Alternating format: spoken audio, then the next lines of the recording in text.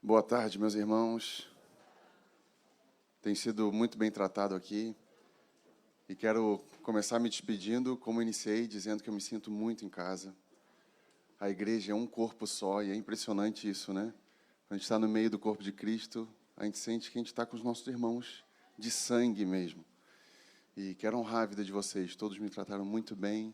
Vou levar bom testemunho de vocês para os irmãos lá. E nós estivemos aqui com os irmãos na Conferência Ramos, tratando sobre qual é a verdadeira adoração que Deus espera de nós. Começamos colocando um fundamento que é a nossa entrega. Deus não consegue acesso em nós se nós não nos humilharmos diante dele. Depois vimos sobre a santidade de Deus e a nossa santificação, que é a base da nossa adoração a ele. E finalizamos ontem vendo, de fato, qual é a adoração que Deus espera de nós. Como é que Ele deseja ser adorado. E vimos um atributo de Deus, que é a santidade de Deus. E hoje eu ia repetir essa ministração agora com toda a igreja, mas o Senhor me levou a nós meditarmos sobre outros atributos dele. Porque ao conhecermos a Deus, tudo muda. Porque é comum criarmos um Deus pessoal. E aí nós nos frustramos, porque ele acaba não suprindo as nossas expectativas. Então, queremos, pela graça de Deus, ver um pouquinho mais sobre quem Deus é, as características, o caráter de Deus. Eunice veio aqui com muita graça e falou sobre o cântico Jesus te entronizamos. E ela falou, Deus é imutável, ele já é entronizado. Tem outra música também, Te Coroamos. Enfim, e está certa a colocação dela. Te entronizamos em nossas vidas. Mas achei uma bênção que ela falou que Deus é imutável. É importante nós conhecermos os atributos de Deus. Vimos agora no vídeo da cantata que Deus é soberano. Quem é que reinava antes de todas as coisas? Isso diz da eternidade de Deus. Em Daniel 11:32 diz, o povo que conhece o seu Deus se manterá firme. Por isso, irmãos, muitos se desviam, porque não conhecem o Deus da Bíblia. Deus, para o mundo, para muitos, significa amor. Seleciona um atributo, uma qualidade de Deus. Imagina que eu sou brincalhão, às vezes sou brincalhão. Eu sou sério, mas intimamente eu faço um monte de piada e tal. Imagina que alguém do grupo lá em casa que me conhece fala assim, o Cacilhas é brincalhão. É reduzir demais quem eu sou a uma característica. O amor de Deus é uma característica. Se Deus é amor e é santo, o pecado manifesta a ira de Deus. Mas seria incompleto eu falar que Deus é um Deus irado. Não podemos olhar Deus a partir de uma ou duas características de Deus. Temos que ver o Deus que as Escrituras nos apresentam. Em Oséias 6:3 diz, conheçamos e prossigamos em conhecer ao Senhor, e Ele descerá sobre nós como a chuva serôdia que rega a terra. Vocês percebem que há uma condição? O Senhor desce sobre nós se nós conhecermos o Senhor. Isaías 55:6 diz, buscai ao Senhor enquanto se pode achar, invocai-o enquanto está perto.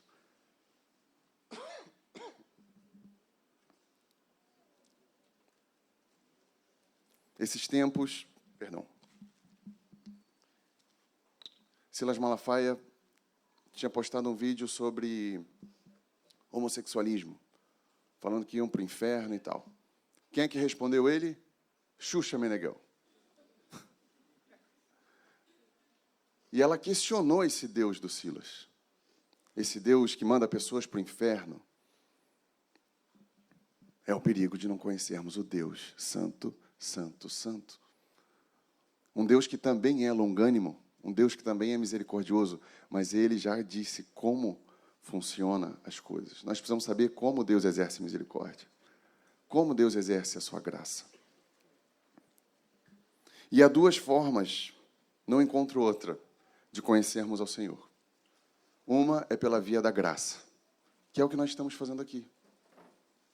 Ninguém está passando perrengue nenhum. Tem ar-condicionado nesse lugar. Achei que ia passar calor em Recife. Todo lugar tem ar-condicionado. Graça de Deus. Estamos aqui, vamos meditar na sua palavra. Tem alguém que não tem Bíblia em casa? Isso é graça de Deus. Palavra de Deus nas nossas casas. Isso é conhecer o Senhor pela via da graça. Mas tem a via da desgraça, que muitos conhecem o Senhor por ela. Não sei se alguém já ouviu, mas eu já ouvi muitos testemunhos do cara tá andando no trânsito, motoqueiro, cai, se quebra todo, conhece o Senhor. Ouvi hoje um testemunho de quem estava no hospital. Paulo ligou para ele, quem era esse irmão mesmo? Dinaldo? E aí ele falou assim, eu estou como quem sonha, me colocar num lugar estratégico, todo mundo tem que passar por mim aqui. Falava de Jesus para todo mundo. Através de uma situação de desgraça, Deus encontrou uma via para tornar ele conhecido entre outros. Mas para não ficar só no exemplo do Dinaldo, eu queria dar um exemplo bíblico, é Jó. Jó 1:1. Sei que vocês conhecem a história, mas eu queria contextualizar. Havia um homem na terra de Uz, cujo nome era Jó. Era esse homem íntegro e reto, temia a Deus e se desviava do mal. Para analisar a Bíblia, nós temos que ver o que o texto está falando, e com o que o texto está falando, a gente sabe também o que o texto não está falando. E aqui não diz que Jó conhecia a Deus. Ele temia a Deus e se desviava do mal. E ao ler a história de Jó, eu confesso, irmãos, por muitos anos eu fiquei, pô, Senhor, por que tu esmagou esse cara desse jeito? O cara era bom, gente boa, se desviava do mal. Aí tu permitiu Satanás matar todos os filhos, todo o gado. Não matou a esposa porque era uma com ele, né? E Deus não permitiu tocar na vida dele. E teólogos dizem que Jó, ao analisar as informações, ele era o homem mais rico da terra. Estamos falando de um Bill Gates, um Elon Musk. E esse homem era um homem temente a Deus. Aí eu, Senhor, por que tu deixou esse cara passar por tudo isso? Até que, lendo e relendo a história de Jó, um dia me saltou do texto que Deus não permitiu, irmãos. Deus provocou isso. Não foi Satanás que chegou para trocar uma ideia com Deus. Ele nem tem essa liberdade, se Deus não quiser.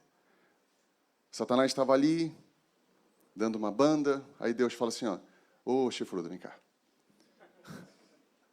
Tu viu meu servo Jó? Isso está em Jó 1:8-12. Disse então o Senhor a Satanás, reparou meu servo Jó? Não há ninguém na terra como ele, irrepreensível, íntegro, homem que teme a Deus e evita o mal. Satanás falou, será que Jó não tem razões para temer a Deus? Acaso não puseste uma cerca em volta dele, da família dele, e de tudo que ele possui? Tu mesmo tens o abençoado, e tudo que ele faz, de modo que todos os seus rebanhos estão espalhados por toda a terra. Mas estende a tua mão e fere tudo o que ele tem, e com certeza ele te amaldiçoará a tua face.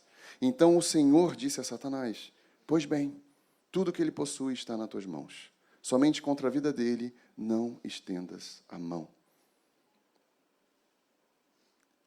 Aí a Bíblia não diz, mas eu tenho quase certeza que essa provocada de Deus, ele sabia que Satanás ia dizer isso.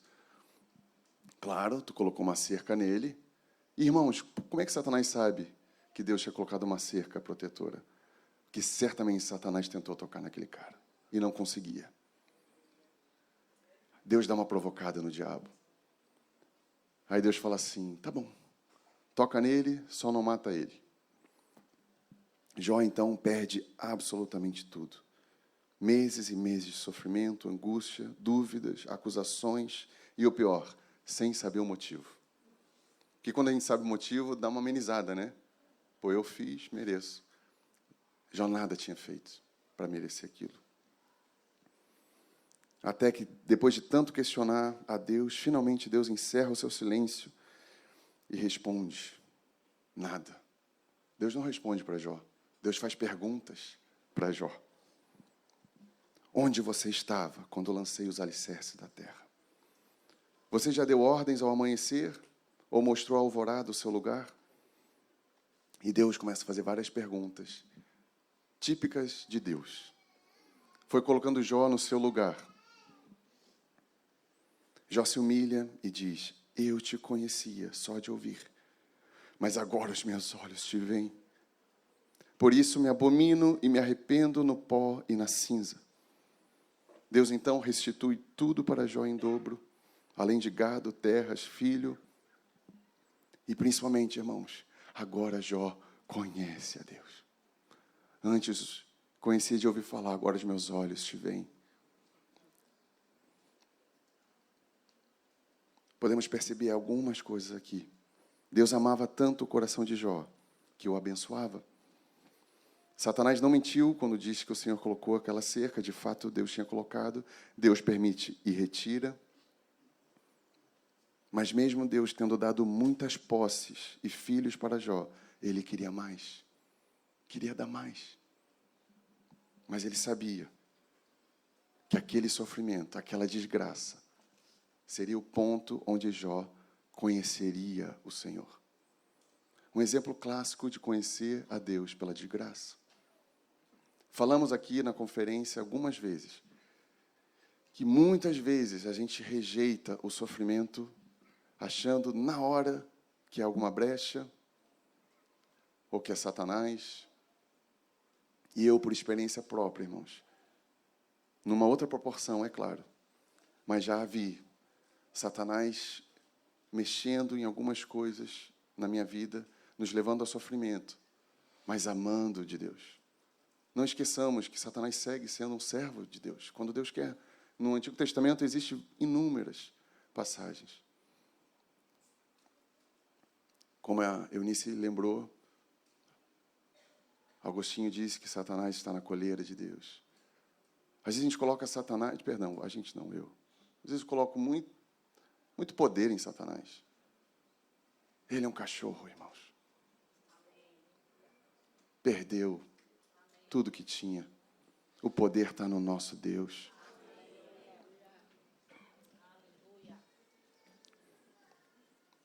Logo, Deus tem nos levado a conhecê-lo.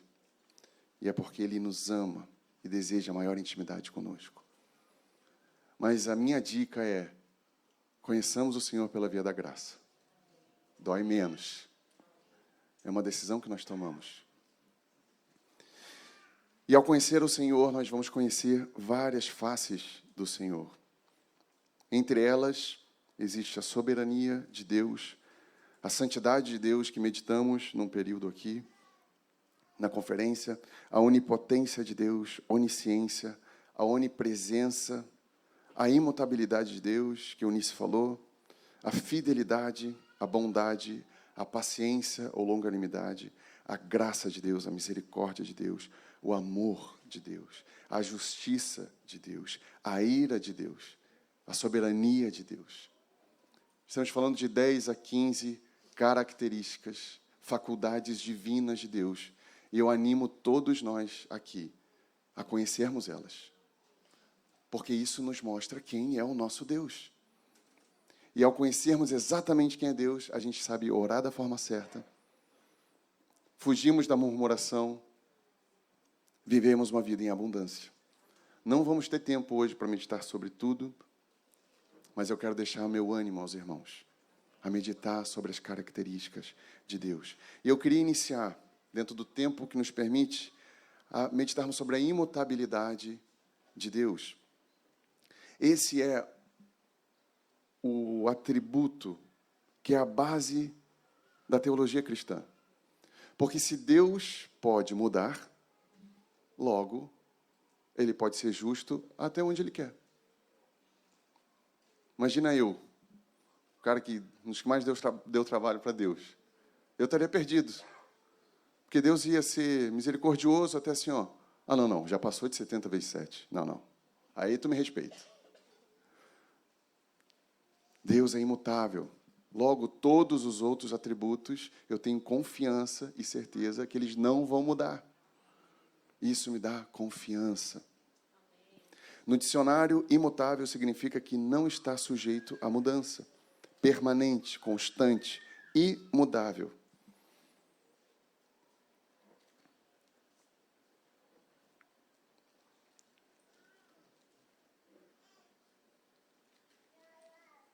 E um dos primeiros desafios nossos, ao crermos que Deus não muda, é equalizar as aparentes variações de Deus na história.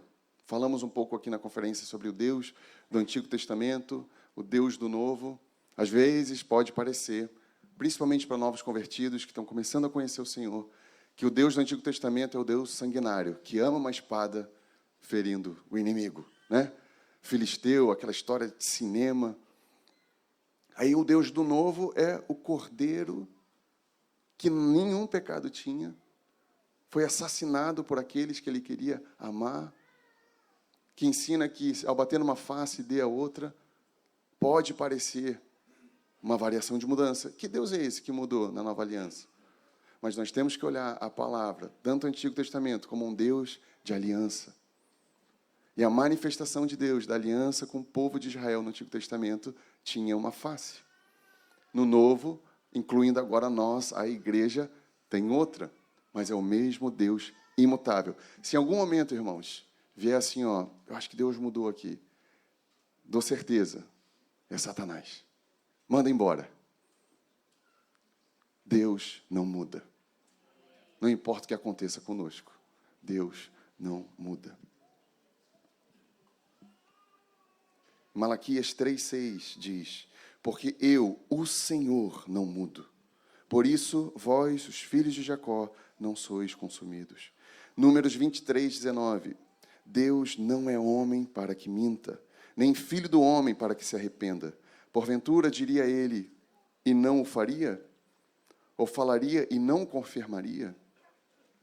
Hebreus 13:8. Jesus Cristo é o mesmo ontem e hoje e eternamente. Tiago 1:17. Toda boa dádiva e todo dom perfeito são lá do alto, descendo do Pai das luzes, em quem não pode existir variação ou sombra de mudança. Salmos 102:27. Ele é o mesmo e os seus anos não acabarão. Que confiança temos, sabendo que temos um Deus que não tem como mudar. A imutabilidade de Deus é a nossa fonte de consolo e segurança. É a garantia máxima e absoluta que tudo o que Ele diz irá se cumprir.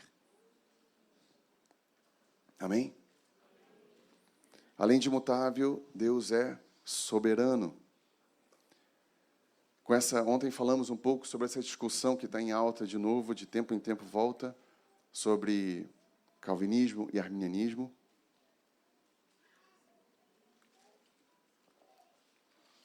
A soberania de Deus vira moeda para debate. O que significa a soberania de Deus? Que Ele exerce poder e autoridade suprema, que nada pode deter o seu domínio. A soberania significa que Ele é o governante sobre todas as coisas. Isaías 14:27 diz: o Senhor dos exércitos planeja, quem poderá impedi-lo? Sua mão está estendida, quem poderá afastá-la? Salmo 115:3. O nosso Deus está nos céus e pode fazer tudo o que lhe agrada. Salmos 24:1. Do Senhor é a terra e tudo o que nela existe, o mundo e os que nele vivem. Salmo 103:19. O Senhor tem estabelecido o seu trono no céu e o seu reino dominará sobre tudo. Eu estou colocando muita palavra de Deus porque é o que importa, amém? Provérbios 21:30. Não há sabedoria alguma, nem discernimento algum, nem plano algum que possa opor-se ao Senhor. 1 Samuel 2:6. Ele é o que dá vida e o que tira, faz descer a sepultura e faz subir. Não é a Covid, não é nada disso, é o Senhor. Romanos 11:36. Pois dele, por ele e para ele são todas as coisas. Aleluia. A soberania de Deus não significa que Deus é um ser tirano, arbitrário, que ignora a vontade humana. Aí vem meu arminianismo, viu? E sim que Deus tem um plano e um propósito, e Ele trabalha em todas as coisas para o cumprimento desse propósito. Às vezes, parece que existe um desvio de rumo em nossas vidas. Um exemplo é José. José, filho amado, o mais novinho. Pai não tem filho preferido, né? Mas se tivesse, seria José. Tinha o coração do pai. Ele era bem mais novo que os outros. E aí, o que os irmãos fazem? Cheio de ciúme, porque ele tem aquele sonho, né? Do trigo se prostrando. E aí, os irmãos, cheios de inveja, jogam aquele menino no poço, vendem depois como escravo. Que irmãos, hein? Pô, se é para ter irmão assim. Parece que Deus se enganou. Alguma coisa aconteceu de errado aí nesse processo.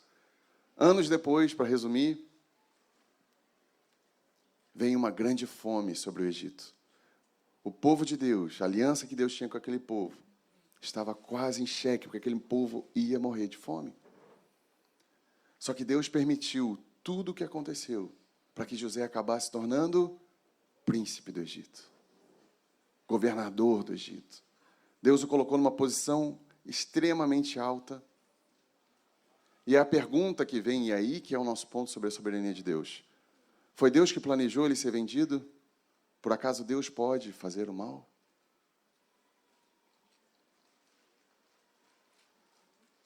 Aí que está a maravilhosa divindade do Senhor. O Senhor não maquina o mal, mas quando Ele vê o mal, Ele consegue transformar o mal em bem. E isso tem que estar no nosso coração, irmãos. Quando está aquele dia que parece que é uma notícia pior do que a outra, nós precisamos lembrar que o nosso Deus é o Deus de José. Ele permite, mas Ele tem um fim proveitoso. A soberania de Deus não é má. Não é seletiva, não é arbitrária, não nos torna robôs. A soberania de Deus é boa, perfeita e agradável. Mas isso não significa que não vamos chorar muitas vezes. Muitas vezes não vamos entender. Estávamos conversando, Paulo e eu, irmãos preciosos que partiram super cedo. A igreja precisando de trabalhadores. Lembrei de David Brainerd, que era um jovem de 20 e poucos anos, em 1700 e pouco, entre os puritanos. Estava na casa de Jonathan Edwards, ia casar com a filha de Edwards, seria um expoente do evangelho, um herói da fé. Teve um problema respiratório e morreu. Qual a explicação? O nosso Deus não é questionável. Quando não questionamos a Deus, encontramos um lugar chamado felicidade. Filhos que confiam plenamente na sua soberania. Outro exemplo, além de José, onde Deus usou o mal, que ele não fez, mas por um fim proveitoso, foi a perseguição da igreja primitiva. A perseguição da igreja obrigou os discípulos a se espalhar durante o mundo. E o evangelho foi se espalhando de parte a parte. Tem um texto de Atos.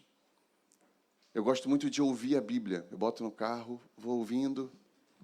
E aí eu gosto também porque eu não fico travando. Porque se eu estou lendo, eu leio uma frase importante, eu fico horas ali. Eu sou aquele cara que, para ler um livro, eu demoro um tempão. Não sou aquele cara que rapidamente lê, né? Mas é ouvindo, beleza, eu não fico parando, né? Dando pausa, então vai. E aí a minha estratégia é para ler a Bíblia, para ter um contexto, né? Estava ouvindo Atos. E é maravilhoso. Lucas é um dos maiores historiadores, né, da história. E o relato da igreja de Atos vai te emocionando, te emocionando. E aí começa a perseguição apertando. Aí uma hora, perseguição pegando, os irmãos morrendo. Aí um dos discípulos faz uma oração. Irmãos, eu tinha esquecido como é que era a oração. Aí eu no carro gerando maior expectativa, né? Vai, ora. Aí a oração não foi pedindo socorro. Foi pedindo mais fé e intrepidez. Rapaz, eu me derramei em lágrimas daquele carro. Mas aquele povo sabia que a soberania de Deus estava por trás daquela perseguição. Como eles iam pedir para Deus livrar algo que estava abençoando o mundo? Falamos hoje no almoço sobre o irmão Yun. Muitos devem conhecer, um irmão da China. Ele esteve em Curitiba, alguns anos atrás, ministrando na igreja do Luciano Subirá. Aí, no final, os irmãos tomaram o microfone para orar pela igreja e começaram: Senhor, livra aquela igreja da perseguição. Tranca aquelas pessoas que estão perseguindo. Aí o irmão Yun, no final, com muito amor, falou assim: irmãos, orem para que nós tenhamos fé e intrepidez, mas não orem para acabar a perseguição. Esse é um homem que conhece um Deus soberano. Amém? Outro exemplo de algo mal que foi bênção para todos nós.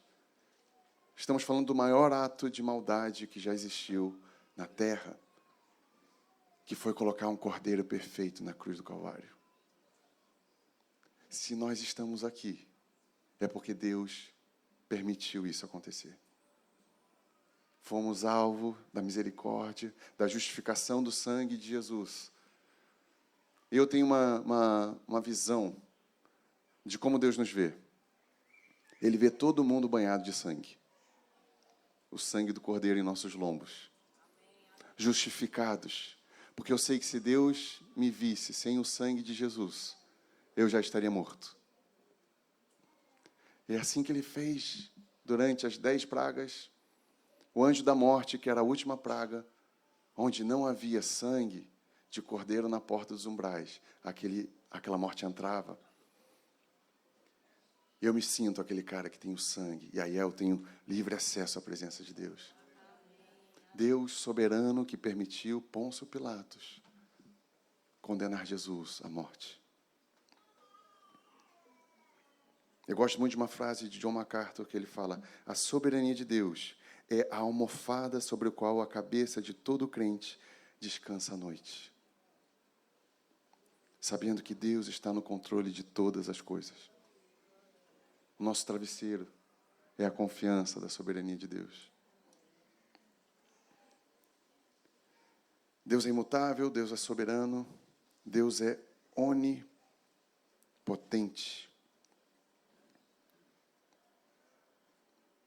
Onipotência significa que Deus pode fazer todas as coisas.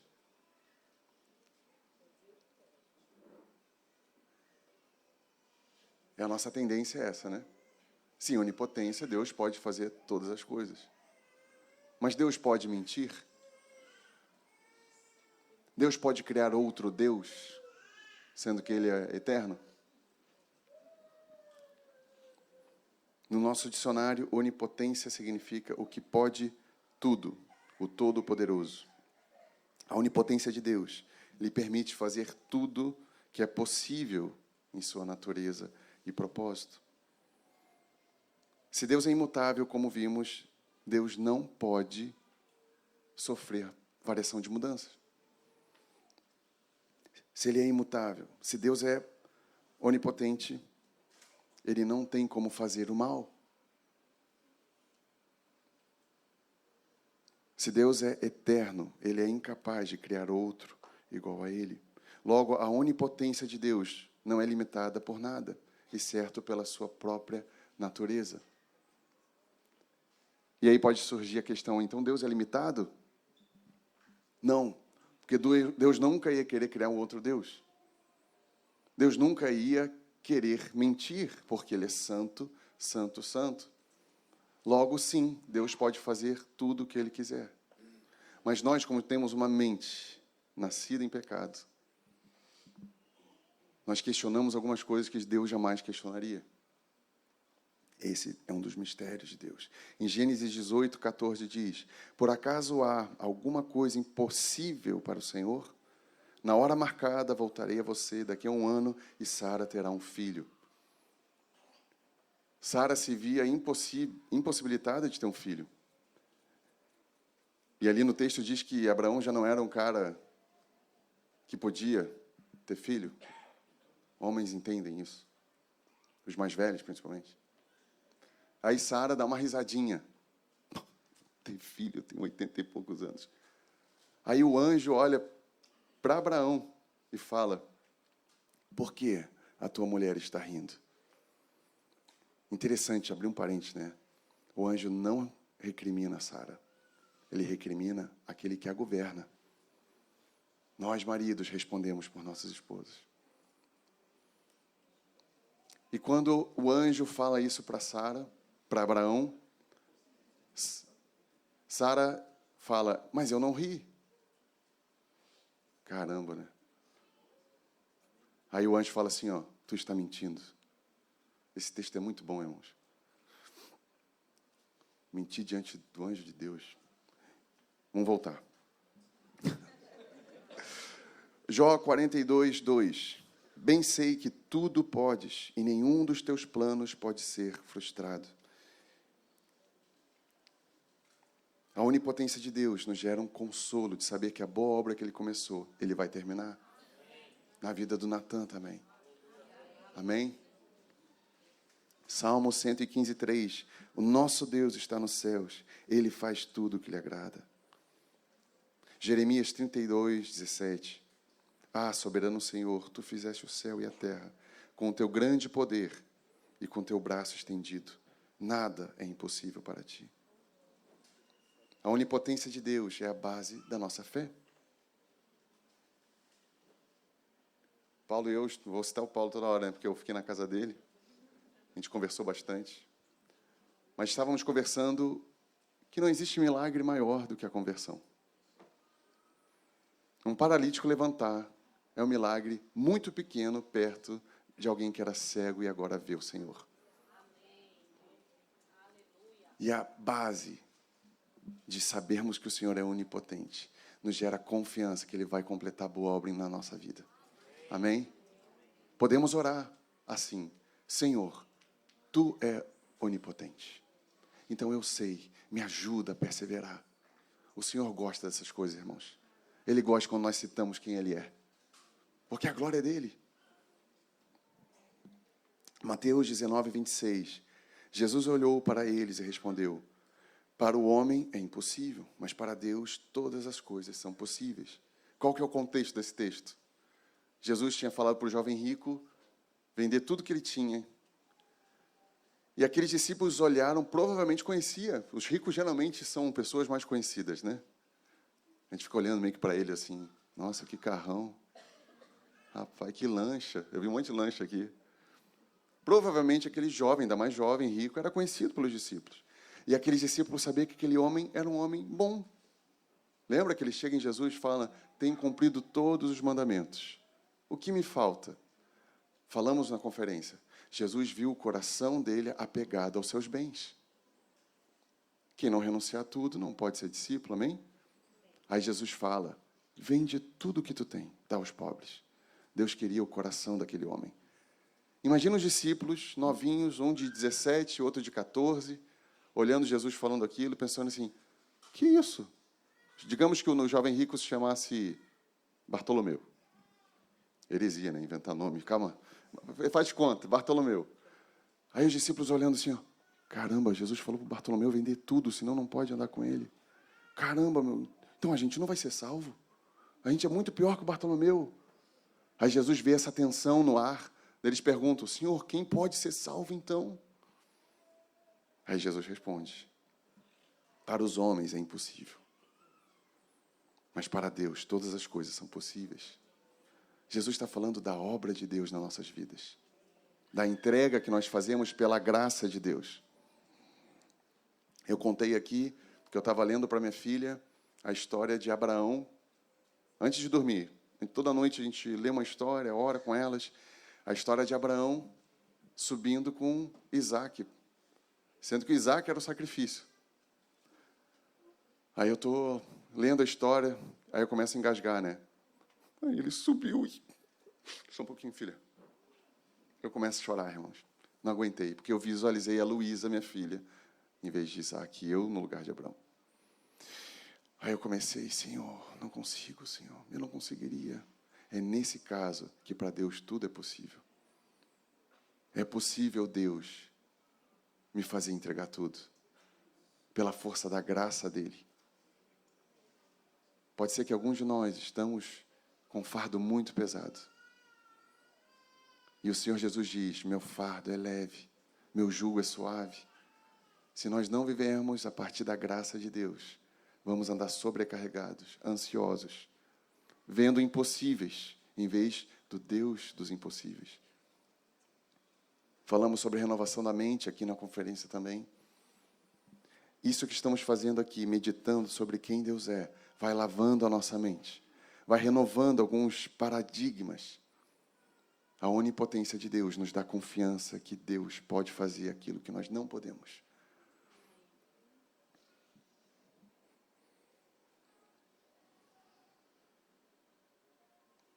Além de onipotente, Deus é onisciente. Onisciência significa a condição do saber absoluto, pleno, o conhecimento infinito sobre todas as coisas. A onisciência de Deus significa que Ele sabe tudo. Sabe tudo o que aconteceu, o que está acontecendo e o que vai acontecer. Deus sabe como vai terminar esse culto. Ele sabe se eu vou conseguir pegar meu avião de volta. Ele sabe se meu avião vai cair ou não. Ele sabe. Eu descanso, e Ele sabe. Deus conhece aquilo que poderia ter acontecido. Muitas vezes, Deus fala com as pessoas e nós percebemos que Deus sabe o que vai acontecer se a pessoa não fizer aquilo. Quantas vezes Deus fala no Antigo Testamento: se vocês se arrependerem, então virei do céu, sararei a sua terra. Deus dá condições, porque Ele sabe, se não se arrepender, o que vai acontecer. Os profetas tinham essas informações de Deus. Quando Jonas está indo para Nínive, ele tenta não ir, né? Ele tenta pegar um atalho para se livrar. Ali Deus é literalmente soberano, certo? Às vezes a gente fala em livre-arbítrio. Qual é o livre-arbítrio que Jonas teve? Não, eu te quero em Nínive, te vira. Vou botar um peixe para te engolir. Mas quando Jonas chega em Nínive, ele fala assim, Deus disse, se vocês se arrependerem, Ele vai perdoar vocês. Se vocês não se arrependerem, vai vir ira de Deus. Tal. Deus sabe exatamente o que aconteceria com Nínive se não se arrependesse. Isso acontece com nossas vidas também. Ele sabe. Antes de nós falarmos, Deus sabe o que vamos falar. A Bíblia fala isso. Antes de vir as palavras da nossa boca, Ele já sabe. A onisciência é outro atributo de profundo consolo para nós. O Senhor conhece as nossas necessidades, mesmo antes de nós tornar conhecidas a Ele. E Deus, sabendo que nós saberíamos que Ele é onisciente, Ele fala assim, torna conhecida as tuas necessidades. Às vezes, eu sou esse cara que descanso muito na onisciência de Deus. E peco porque daí eu não oro. Eu já sei que eu sei que Deus sabe que eu preciso de tal coisa. Mas Deus fala, eu sei que tu sabe, mas eu quero que tu torne conhecidas. Por isso que devemos tornar conhecidas ao nosso Abba Pai todas as nossas necessidades. Porque, irmãos, desde o Antigo Testamento até agora, o desejo, o coração de Deus está na aliança dele com o seu povo. Uma aliança de relacionamento, de pai e filhos. Mas nós precisamos saber como é o nosso Pai. Antes de reivindicarmos recompensa, Deus já vê as nossas boas obras. Assim como vê as nossas obras más, que muitas vezes nós tentamos encobrir.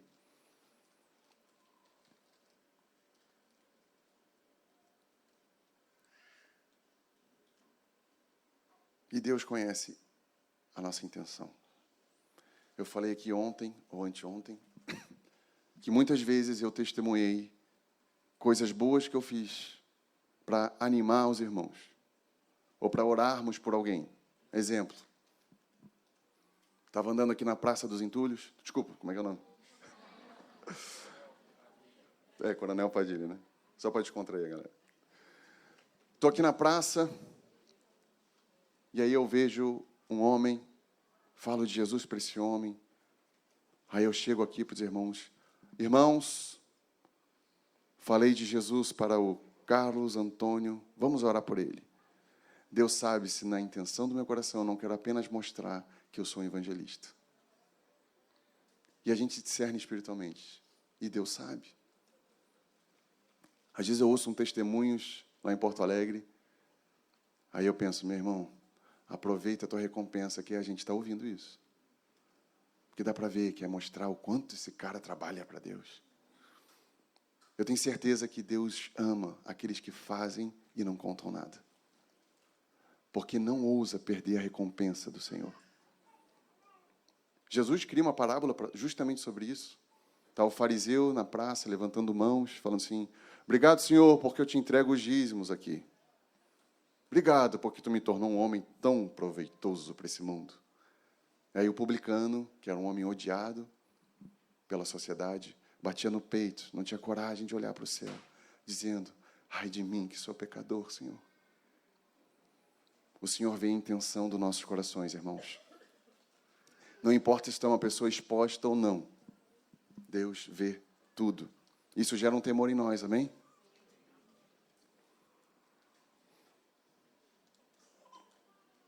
E pode gerar algumas perguntas. Não, deixa as perguntas. Eu quero voltar para Recife, eu faço na próxima.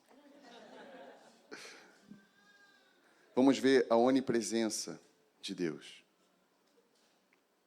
O que significa onipresença? Deus está em todos os lugares, certo? Simultaneamente. Em qualquer lugar, Deus está presente. Na nossa lógica, não entra, né? Mas é isso. Então, Deus está no inferno nesse momento?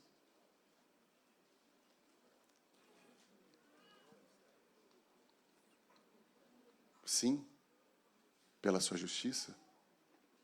A justiça de Deus está sendo cumprida. Então, Ele está presente em todos os lugares. Deus nunca faz o trabalho sujo. Ele usa o diabo para isso.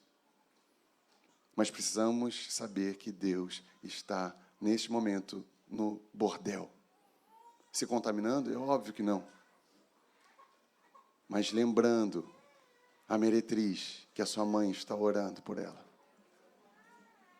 Deus está no bar, trazendo consciência de pecado para aquele alcoólatra. Se Deus não estivesse em todos os lugares, irmãos, nós não estaríamos aqui. Porque nós fomos alcançados onde estávamos. A onipresença é a qualidade ou a condição que Ele está definitivamente em todos os lugares. Alguém tem um livro ou um caderno? Posso pegar o teu emprestado? Fazer uma figura aqui da onipresença de Deus. Posso fechar? Ih, caramba. Estou bagunçando. Uma boa ilustração para a onipresença e para a eternidade de Deus. Porque as duas andam muito parecidas. Digamos que a história da humanidade é esse livro nas mãos de Deus. Ele está presente em todos os lugares. Ele abre onde Ele quiser, na hora que Ele quiser.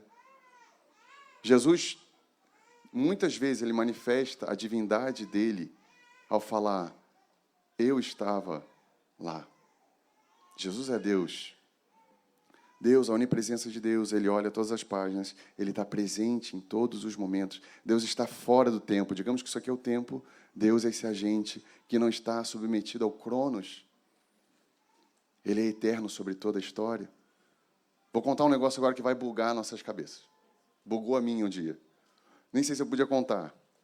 Melhor contar, porque eu vou embora, né?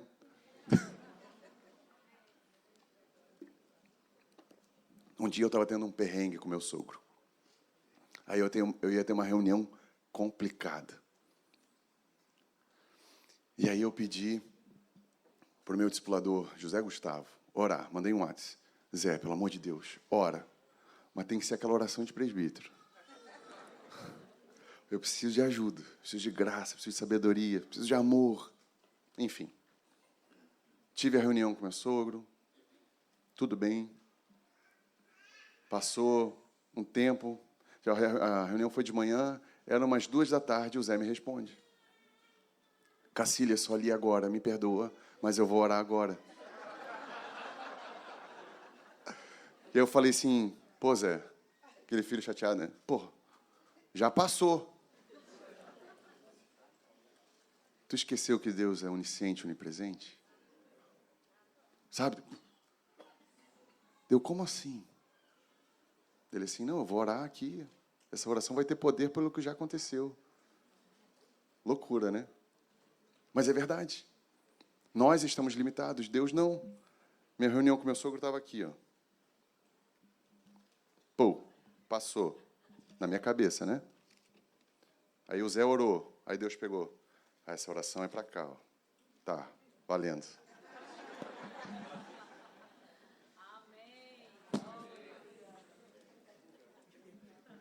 Vocês não vão começar a orar para voltar quem já morreu, tá? Pelo amor de Deus. Não é nada disso.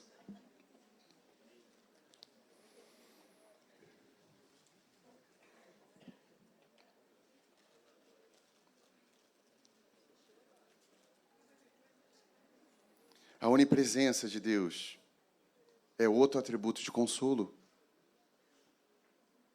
A gente vai ver muitos atributos que nos consolam. Até a gente chegar na ira de Deus, daí ferrou, né? Mas esse, não ferrou nada, porque a gente está debaixo da graça.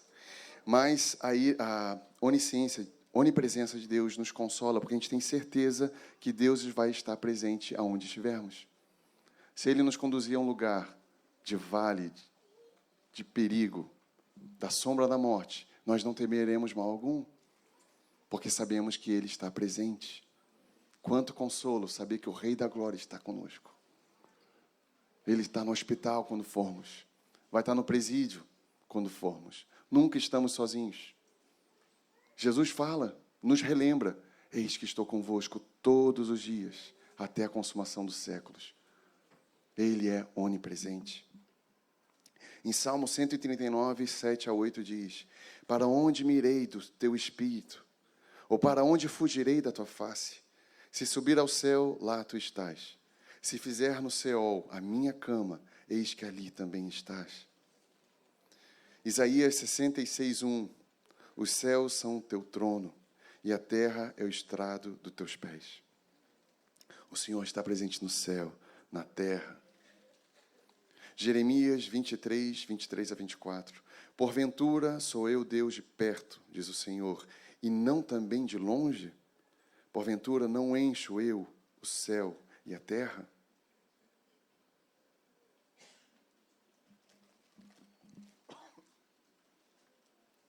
Glória a Deus pela sua onipresença.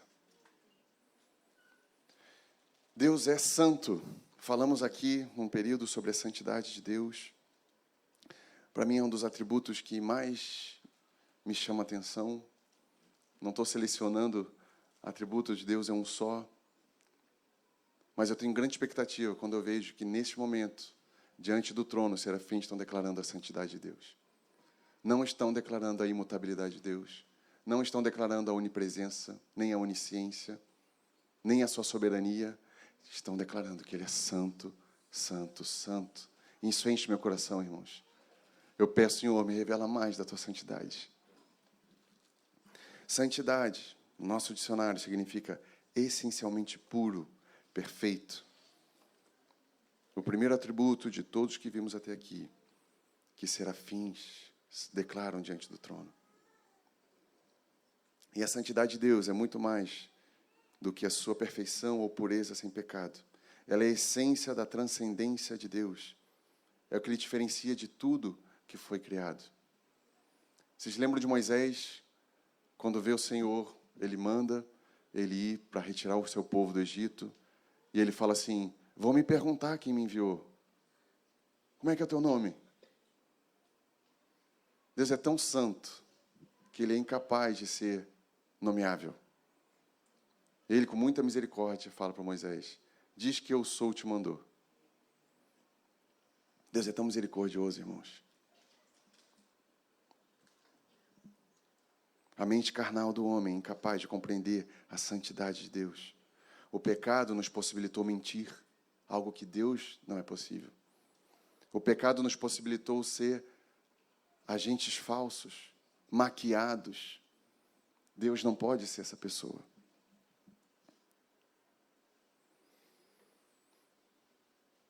Contudo, Deus é incapaz de ser um ator de si mesmo.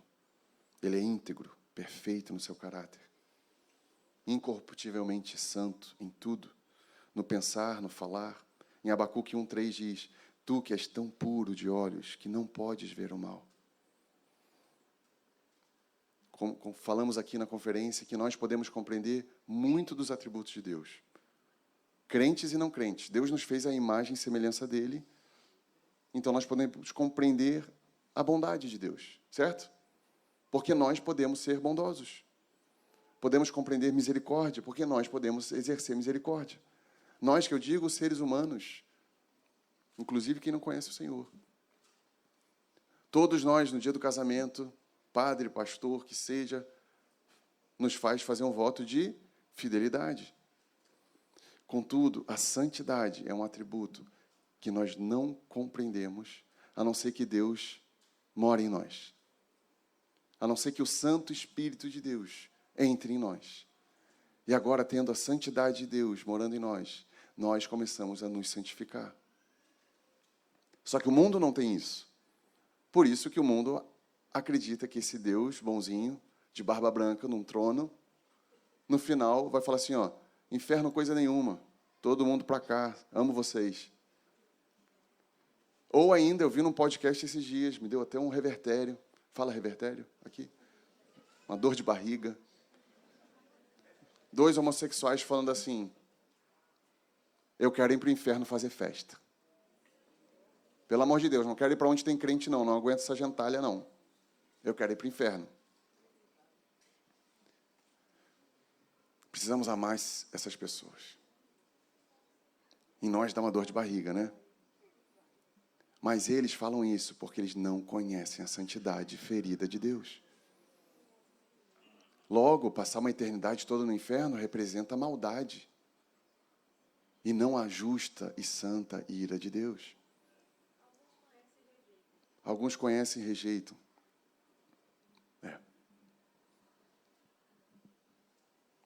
Por isso que quando nós falamos de Jesus para alguém, nós precisamos clamar para que o Espírito Santo revele quem Ele é. Irmãos, isso para mim foi uma dinamite na minha vida. Eu entendia que eu precisava convencer as pessoas que Jesus é a verdade.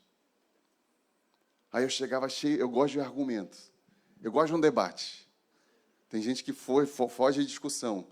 Eu pago para entrar numa. Eu gosto de pensar, entrar no pensamento da pessoa. E aí, quando eu falava de Jesus, parecia que eu estava entrando num ringue. Não, mas se Deus fosse bom, Ele não dava a árvore do conhecimento do mal como opção. Eu, Tu queria robôs? Ainda olhava por cima, assim. E sempre quando eu debatia com essas pessoas, às vezes o cara ficava até sem resposta, ficava assim, meio irritado, assim, puxa vida, é verdade. Mas eu não conseguia conquistar esse cara. Aí eu vi que eu estava sendo um hipócrita, tentando ganhar pessoas pela minha força. Aí, às vezes, eu via pessoas que falavam assim, Jesus te ama, dava um folhetinho da pessoa. Ué, fácil assim? Só aquela pessoa que falou, Jesus te ama, falou com revelação, já foi orando pelos perdidos. Nossa única capacidade de ganhar uma vida para Jesus é o próprio Jesus falando com ela. Então, para mim, ficou um fardo mais leve quando eu entendi isso. Eu falo a verdade, eu sei que ela fica de pé sozinha e que Ele penetra o coração.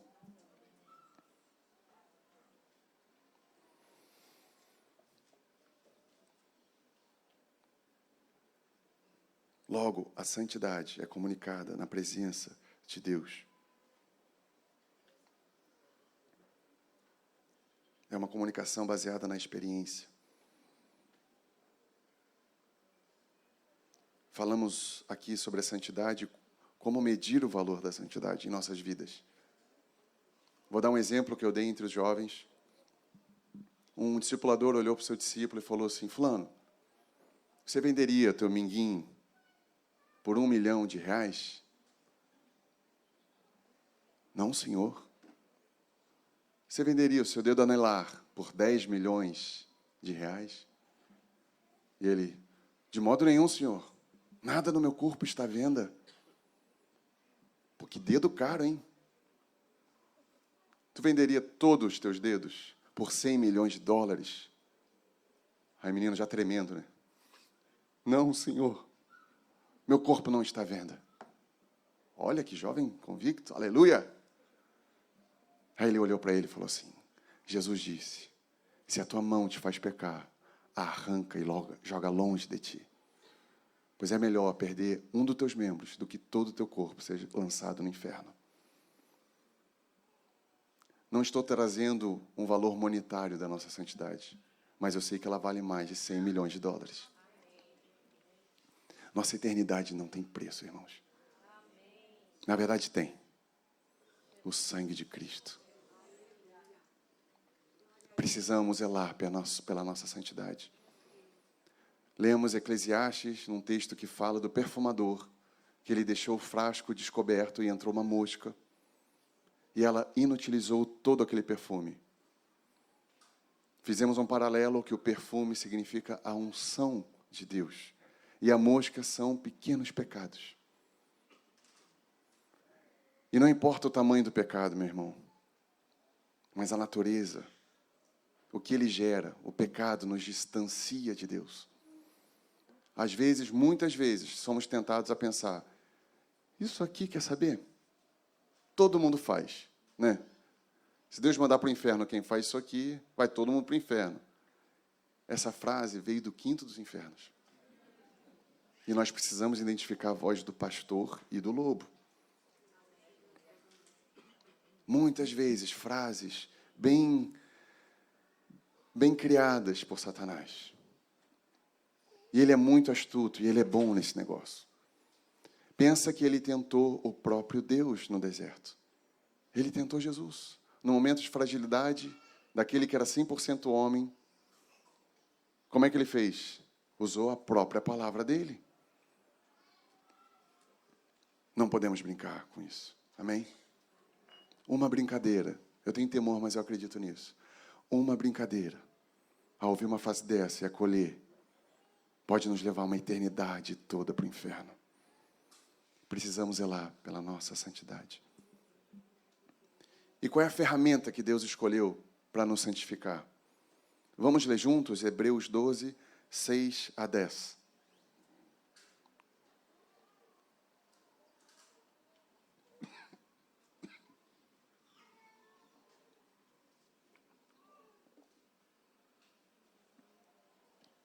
Ontem estava convidando os irmãos para ler o texto, estavam lendo, até eu falar, alguém com voz de trovão. Aí inibi os irmãos. Mas eu gosto muito de ouvir a igreja. Se alguém quiser ler, por favor, irmãos. Hebreus 12, 6 a 10. Um de cada vez.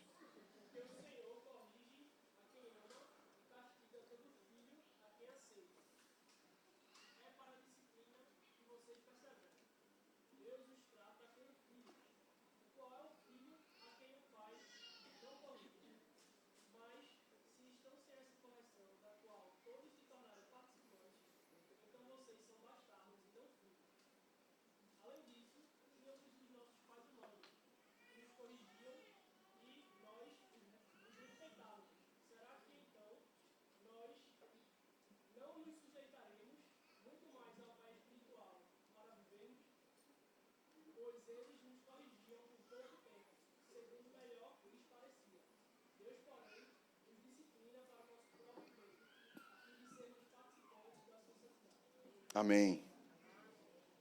Deus, porém, nos disciplina para aproveitamento ou para o bem, como diz a versão do meu amado irmão, a fim de sermos participantes da sua santidade. Uau! Que privilégio. Deus nos disciplina. Como é que é teu nome, mano? Com o bebê no colo. Hã? André. André. Quantos anos ela tem? 7 meses. Eu vou escandalizar agora vocês. Eu dei a primeira palmada na minha filha quando ela tinha 6 meses. Não tem ninguém do Ministério Público aqui, né? Tem da polícia? Da justiça, é. Não foi uma palmada, tá? Foi assim, um sustinho, assim, ó. Porque eu percebi que ali tinha uma tentativa de nos ganhar com aquele choro. Não parava, não parava. A gente deu aqui, ó. A gente não, né? Eu nem avisei a Lu, minha esposa. Eu fui ali, filha, Papai vai fazer a primeira coisa que Deus faz comigo o tempo todo. Rapaz, aquela menina chorou. Mas daí depois ela dormiu, olha que benção. Um dia eu contei isso para um presbítero nosso lá. Assim, eu estava meio assim, 6 meses. Aí eu contei para ele, eu fui para o que eu sabia que poderia me ajudar nessa história. Ele falou assim, ó, fica tranquilo, eu comecei com 4 meses. Ai. Se eu, o André, esse presbítero em Porto Alegre, somos maus e fazemos isso porque amamos nossos filhos, será que o nosso Pai não vai fazer conosco? Mas é tão lindo saber que Deus nos disciplina para que nós nos tornemos participantes da sua santidade. Isso é demais, irmãos. Quanto amor.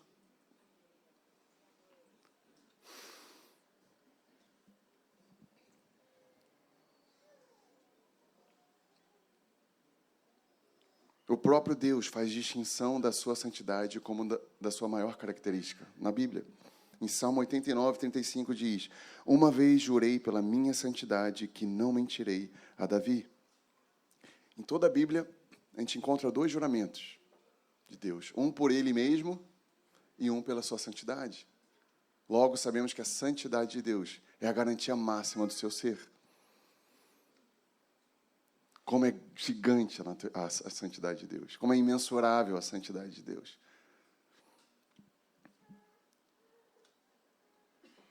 E como nenhuma outra, como falamos, é a perfeição celebrada no céu e será para todo o sempre.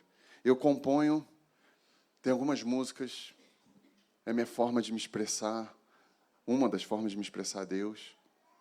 E muitas vezes eu fazia muitas músicas sobre o quanto Deus foi bondoso comigo. Isso é bom. Tinha uma música, eu era super poético antes nas músicas. Tentava ser tipo um Asaf, assim. Aí uma música falava assim: se no céu não estiver, para lá eu não quero ir. Tu és o paraíso para mim. Uau! Legal. Mas daí vinha um irmão assim: tu está dizendo que Jesus não vai estar no céu, não? Aí quando eu comecei a perceber que tinha música que eu tinha que explicar, eu assim, cara, tem alguma coisa errada. Até que eu cheguei em Apocalipse, em João vendo o trono de Deus, e os serafins declarando: meu coração é teu. Não. Obrigado, ó Senhor Todo-Poderoso, porque nos perdoaste. Não. Eu vou cantar no céu eternamente uns troços diferentes que eu estou cantando? Aí quando eu vi que eles declaravam que Deus é santo, santo, santo, eu comecei a perceber que eles estavam vendo alguma coisa que eu não estava vendo. O que eles estão vendo que eu não vejo? E aí eu comecei a perceber, irmãos, que eu via mais o que Deus fez para mim. E quase todas as minhas músicas falavam do que Deus fez para mim. E eu comecei a perceber que eu estava me incluindo em tudo que era música para Deus. Tipo assim, digamos que meu pai me dá um presente, uma bola de futebol maravilhosa. Aí eu agradeço meu pai falando assim, ó: pai, obrigado pela bola que tu me deu, que é minha, que eu queria. Aí eu tô lá, eu caio, aí meu pai bota um remedinho. Pai, obrigado pelo remédio que tu botou na minha perna, porque essa aqui vale muito. Crack. Jogo pra caramba. Não seria melhor falar assim: pai, eu te amo porque eu vejo teu esforço em nos conduzir à verdade. Pai, eu te amo. Sabe por quê?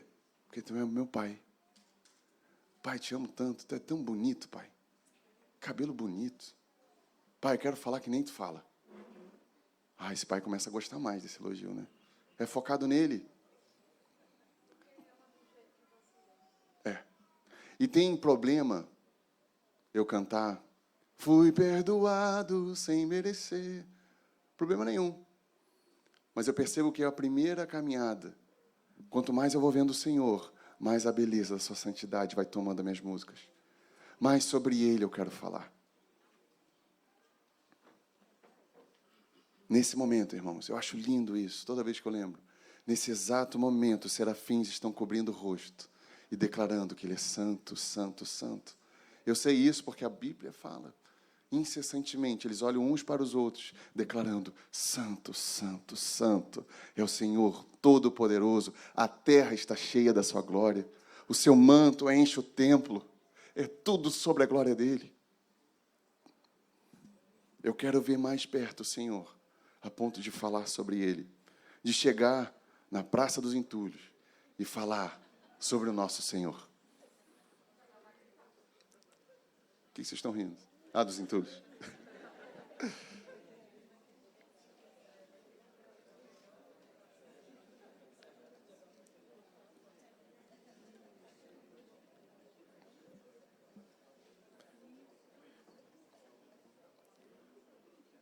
Como é que a gente está de horário?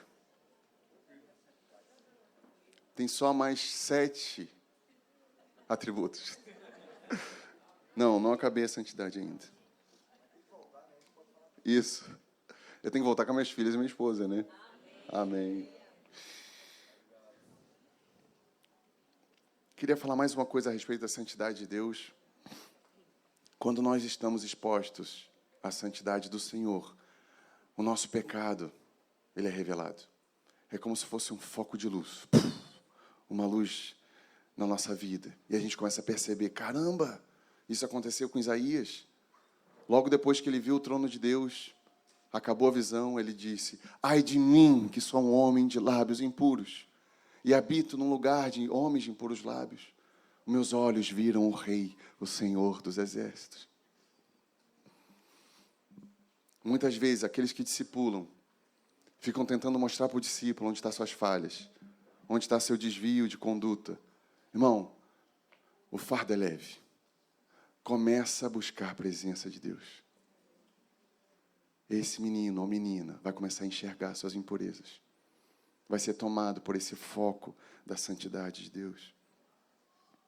Em Êxodo 15:11 diz: ó Senhor, quem é como tu entre os deuses?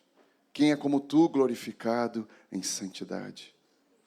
1 Crônicas 16:29. Dai ao Senhor a glória de seu nome.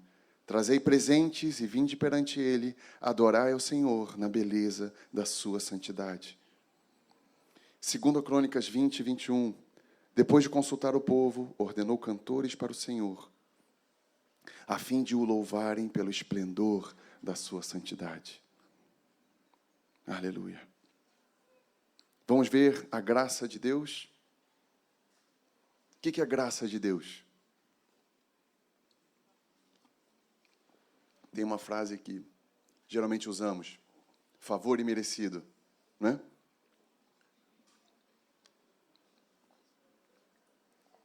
A graça e a misericórdia muitas vezes são confundidas, mas a graça é quando Deus nos dá aquilo que não merecemos. Salvação eterna. A misericórdia é quando Ele não nos dá o que merecemos. Inferno. Logo, quando vamos orar, precisamos saber se estamos querendo a graça de Deus ou a misericórdia. Amém. Achei que tinha acabado o meu tempo. Caramba. A graça é quando recebemos de Deus o que não merecemos. Sempre quando eu vou pedir algo para mim ou para minha casa, eu peço pela graça. Porque eu sei que nada merecemos. Não mereço saúde, não mereço recursos. Eu entendo plenamente o que aconteceu no Éden, irmãos. E esse é um assunto muito legal de a gente falar um dia. Aquilo que aconteceu diante da eternidade de Deus. Pensa que não tinha cronos na Terra, né? Já pensaram sobre isso? Ah, não. Daí eu entro numa outra linha. Vamos ficar na graça.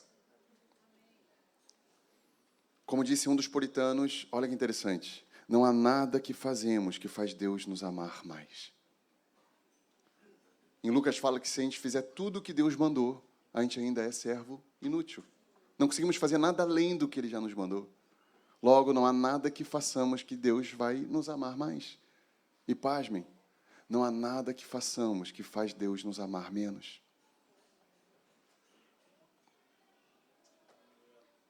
O pecado não faz Deus amar menos uma pessoa.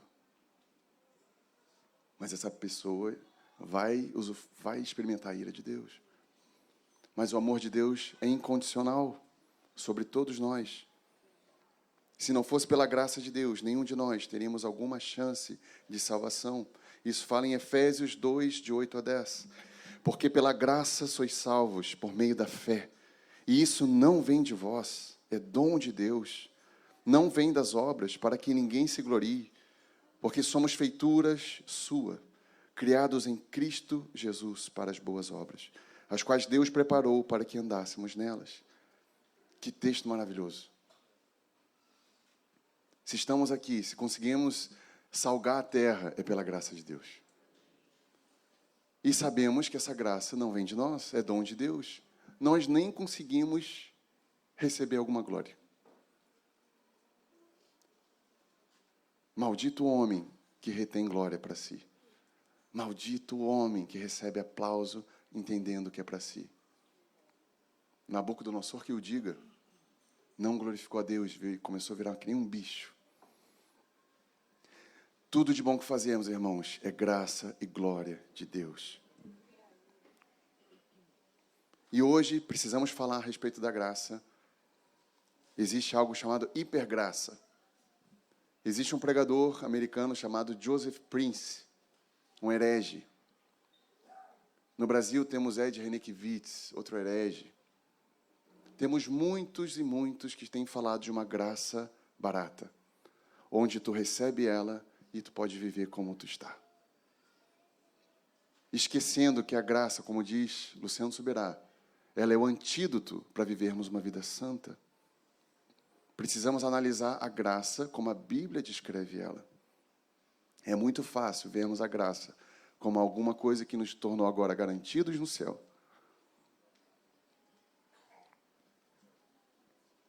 A graça não é garantia de salvação para quem vive no pecado. Pelo contrário, ela é a força que nos move a uma vida santa. A W. Tozer diz, eu vi que Paulo tem livro de Tozer lá, muito bom, a graça de Deus é a resposta divina para a nossa fraqueza humana, é a nossa falha moral e a nossa incapacidade de nos salvar. Se tem alguém aqui, jovem ou mais velho, que tem aquele pecado que está sempre te perturbando, clama a Deus pela sua graça. Senhor, eu preciso de graça para vencer esse negócio aqui. E Ele dá. A graça está disponível, precisamos pedir.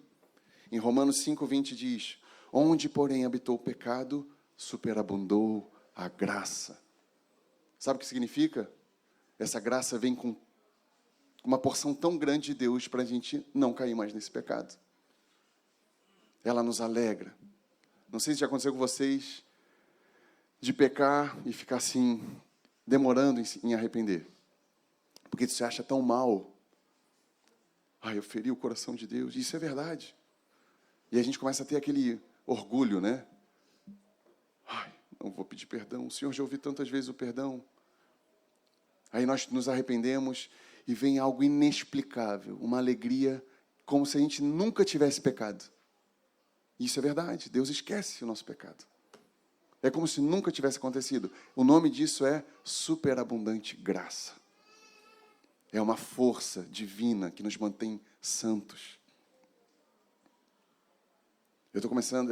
Eu acabei de ler que misericórdia de Deus, estou começando a ter misericórdia, porque alguns já estão... Vamos só mais 2, pode ser? Amém. Vamos analisar a misericórdia de Deus. Como falamos, a misericórdia é quando Deus não nos dá o que nós merecemos. Condenação eterna, por exemplo. A justiça de Deus exige que o pecado seja punido. Olha que lindo, irmãos. Mas a misericórdia oferece uma saída para o pecador através do perdão. Uau, isso é muito profundo. Na cruz de Cristo se abraçaram ali justiça e misericórdia. Olha que lindo isso. Era justo nós morremos eternamente. Pela misericórdia, Ele dá o seu próprio Filho. Não teríamos saída sem a morte de Jesus. Naquela cruz não poderia ter outra pessoa a não ser Jesus. Pela misericórdia de Deus, Deus não abandonou o seu propósito. Irmãos, quando Adão come daquele troço, Deus poderia ter explodido essa terra. Concorda? Ele é Deus, ele poderia. Mas pela sua profunda misericórdia, ele fala que nasceria da barriga de uma mulher um cordeiro perfeito. Misericórdia de Deus. A misericórdia do Senhor é uma das maiores demonstrações de amor do Pai para os seus filhos. E deve ser uma fonte de consolo e esperança para nós. Em Efésios 2, de 4 a 5, diz: mas Deus, sendo rico em misericórdia, por causa do grande amor que nos amou, estando nós ainda mortos em nossos delitos e pecados, nos deu vida juntamente com Cristo. Pela graça sois salvos. Em Salmos 103:8 diz: o Senhor é misericordioso e compassivo, paciente e transbordante de amor. Em Salmos 86:5 diz: pois tu, Senhor, és bom e pronto a perdoar, e abundante em misericórdia para todos os que clamam por ti.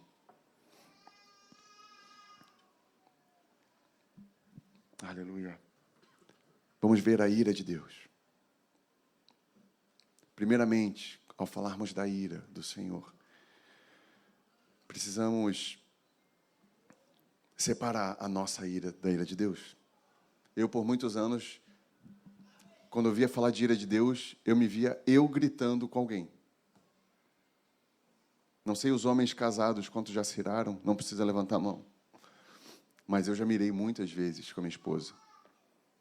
E aquele cara que se irava era justamente o Marcelo, que eu não quero mais ver na minha vida. E quando eu falava em ira de Deus, eu visualizava aquele cara. Um Deus cuspindo fogo sobre nós. Mas aí eu preciso renovar a mente e lembrar que Deus é puro, santo, misericordioso. E a sua ira é um ato de justiça. E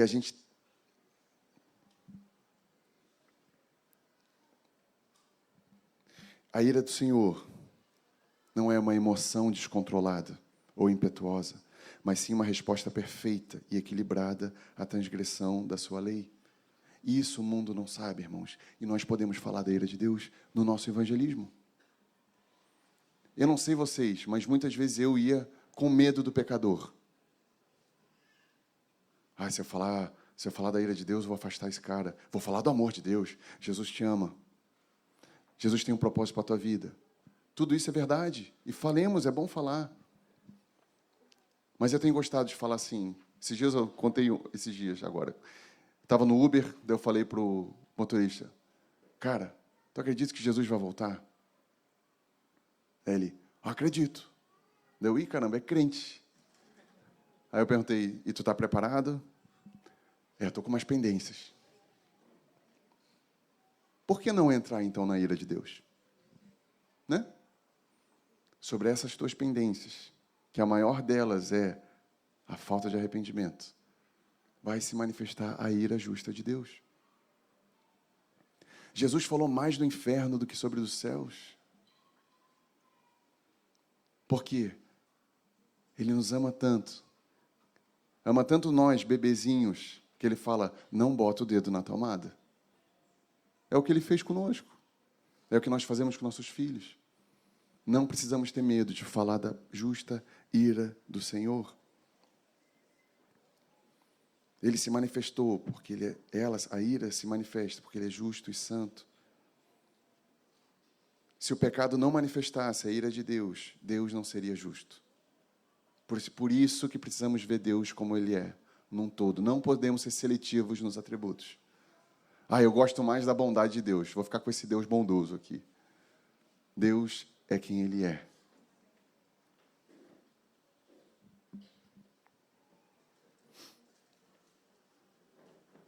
Amém. Eu quero ler só mais 2 frases e terminamos. E mais 3 versículos, eu prometo, eu termino. Gosto muito de uma frase de John Piper sobre a ira de Deus, que ele diz: a ira de Deus é a consequência natural do pecado, mas a sua misericórdia é a consequência sobrenatural do amor. Que coisa linda. A ira de Deus é o seu amor protegendo o que Ele ama. Mais uma frase de Augustus. Ele diz: a ira de Deus é o preço que o pecado paga pela santidade de Deus. Em Romanos 1,18 diz: pois a ira de Deus é revelada do céu contra toda impiedade e a perversão dos homens que detêm a verdade pela injustiça. Romanos 2,5: mas segundo a tua dureza e o teu coração impenitente, acumulas ira sobre ti, para o dia da ira e da revelação do justo juízo de Deus.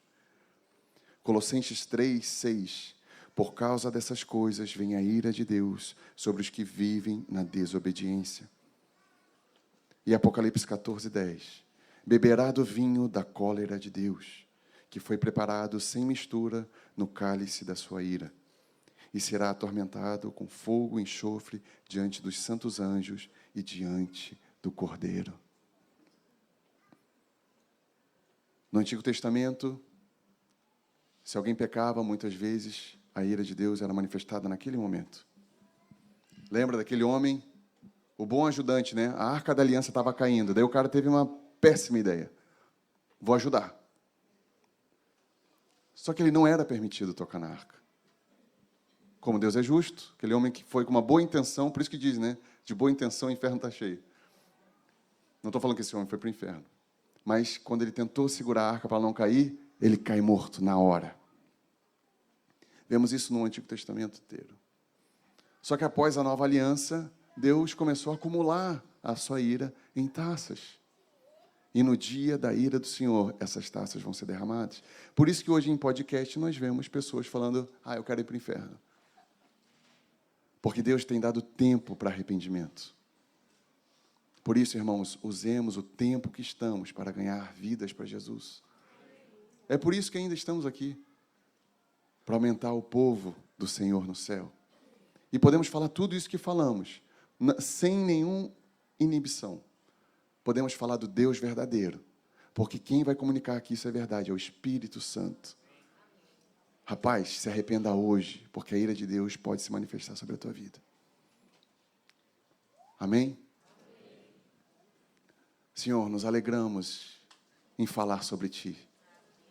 Como nos alegramos em ter a possibilidade de aprender sobre quem Tu és, sobre esses Teus santos e maravilhosos atributos.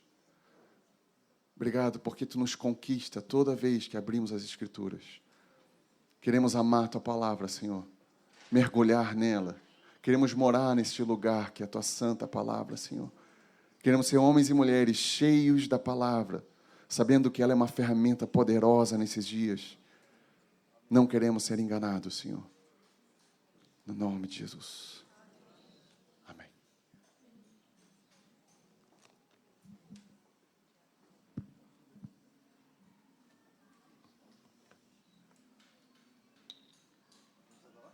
Amém. Aleluia. Vem, Jó. Vem a turma aqui.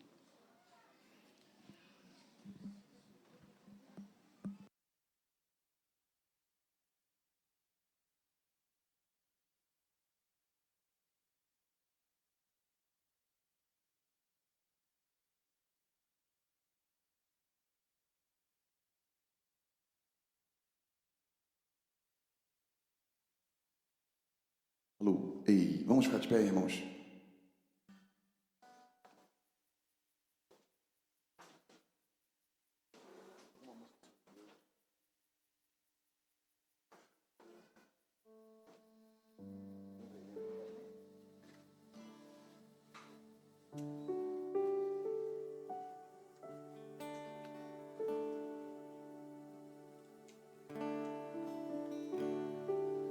Queremos cantar sobre quem Tu és, Senhor. Nos alegramos ao cantar sobre Ti, ó Pai. Quanta confiança temos, Senhor, ao lembrar quem é o nosso Rei.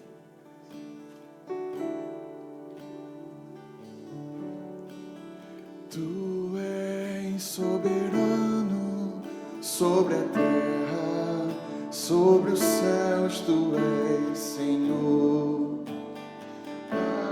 absoluto. Tudo que existe acontece, Tu sabes muito bem. Tu és tremendo. E apesar desta glória que tem, Tu te importas comigo também. E este amor tão grande eleva-me, amarra-me a Ti. Tu és tremendo. Tu és soberano sobre a terra, sobre os céus. Tu és Senhor absoluto. Tudo que existe acontece, Tu sabes muito bem. Tu és tremendo. E apesar desta glória que tens, Tu te importas comigo também. Esse amor tão grande eleva-me, amarra-me a Ti. Tu és tremendo. Esse amor tão grande eleva-me, amarra-me a Ti. Tu és tremendo. Tremendo és, Senhor. Tu és tremendo. Pai de amor bondoso, Tu és tremendo. Tardio em se irar,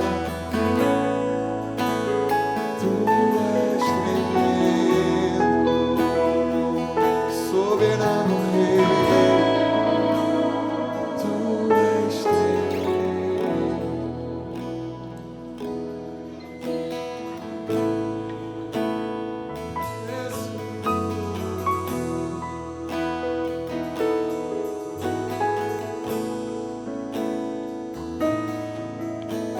Minha alma engrandece ao Senhor.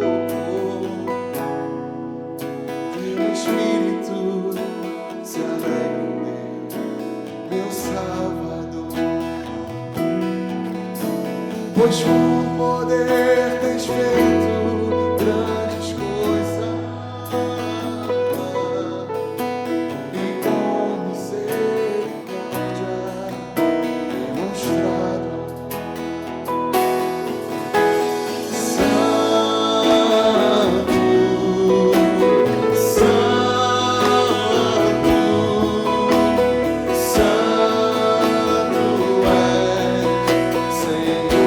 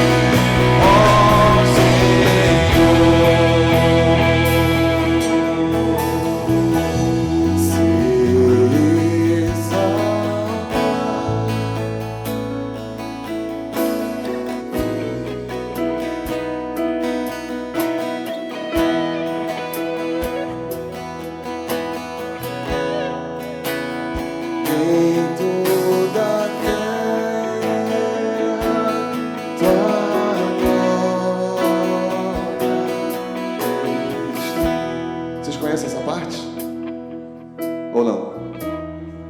Aprendendo. Vou ensinar a música completa, então. Vai escrevendo aí pra gente, por favor.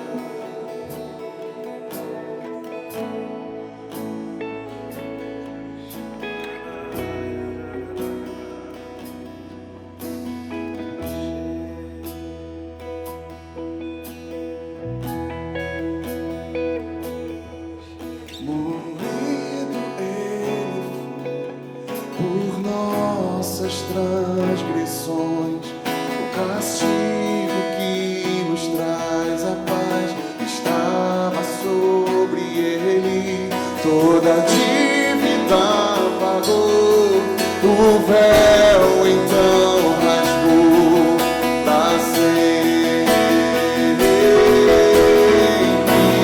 moído ele foi por nossas transgressões, o castigo que nos traz a paz estava sobre ele, toda dívida pagou, o véu então rasgou pra sempre. Salve o Rei que ao mundo deu sua vida na cruz. Salve o Cristo de Deus, Senhor Jesus.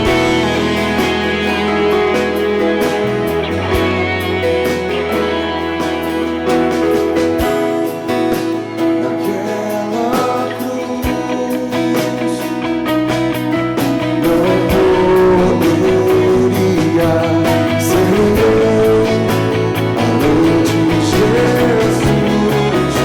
Naquela cruz estava o justo Jesus, cujo sangue redimiu o pecado.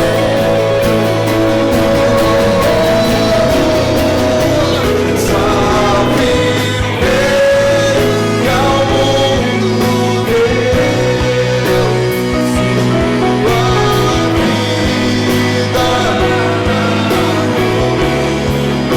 cruz. Salve o Cristo de Deus, Senhor Jesus.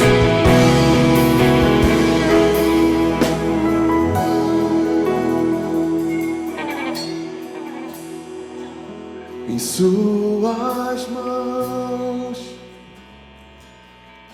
as marcas do Calvário para sempre estarão como o perdão que marca os redimidos, nascidos em seu coração.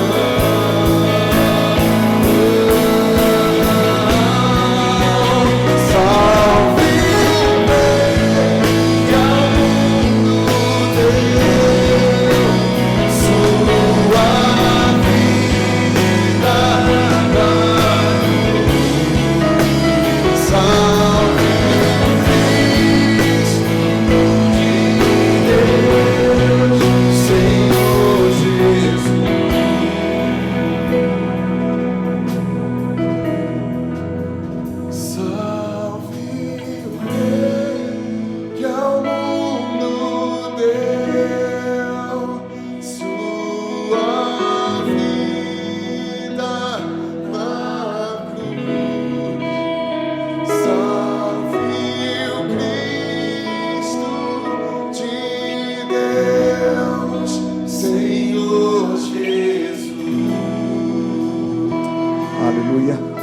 Salve.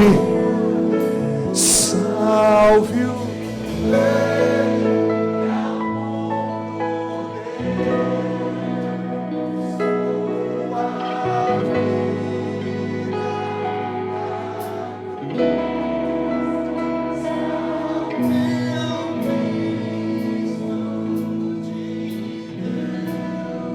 Senhor Jesus. Aleluia. Tem uma música do Asaf muito antiga, que a letra fala: depois que ele cumpriu a minha parte, depois que ele assumiu tudo que era meu, abrindo o caminho que me leva até Deus Pai. Aí pergunta: o que posso eu fazer a não ser a minha vida a Ele dedicar? E é isso que impacta o nosso coração, queridos. Que podemos nós fazer a não ser como uma gratidão, não para pagar nada, porque é impagável, mas como um coração que responde a ser alvo de um amor tão grande. O que posso eu fazer a não ser a minha vida dedicar a esse Deus, ao seu propósito, à sua vida, a ser instrumentos de proclamação desse reino? É o que o Senhor deseja de mim e de você.